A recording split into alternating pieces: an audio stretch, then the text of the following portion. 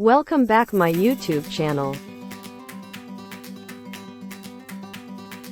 Anti korupsi. Halo semuanya, perkenalkan nama saya Vina Octavia Sintauli Pasaribu, NPM 2210-279, Prodi Manajemen, Fakultas Ekonomi dan Bisnis, Universitas Riau Kepulauan. Pengertian korupsi menurut para ahli.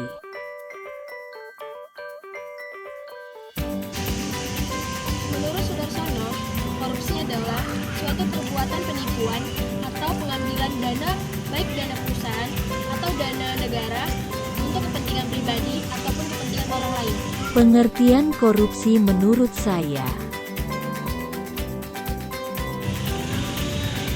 Menurut saya, korupsi adalah suatu tindakan penyalahgunaan dana, baik perusahaan ataupun uang negara.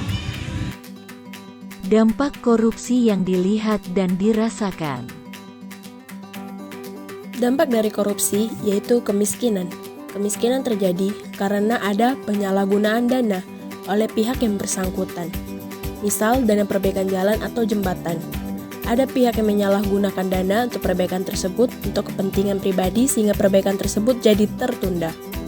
Serta korupsi juga sangat dirasakan oleh karyawan, di mana bos mengambil hak yang seharusnya milik mereka sehingga terjadi ketimpangan sosial, di mana akan melambat ekonomi pertumbuhan negara.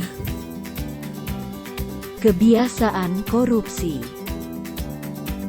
Sikap yang dianggap sepele dan wajar ternyata bisa memicu mental korupsi di dalam diri kita.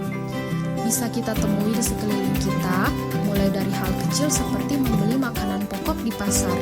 Terkadang ada oknum yang menggunakan timbangan dengan takaran yang tidak tepat. Atau mungkin saat terkena tilang oleh pihak berwajib, ada orang yang lebih memilih membayar uang damai daripada harus repot-repot ke persidangan. Padahal tindakan tersebut juga termasuk dalam suap. Atau ketika kamu dimintai orang tua atau siapapun untuk membelikan sesuatu di sebuah toko, ternyata ada uang kembalian. Tidak jarang, kamu tidak mengembalikan uang kembalian karena beranggapan itu bagian dari upah kamu.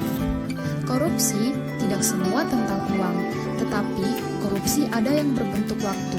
Contohnya, terlambat masuk kerja atau sengaja datang terlambat. Cara memberantas korupsi.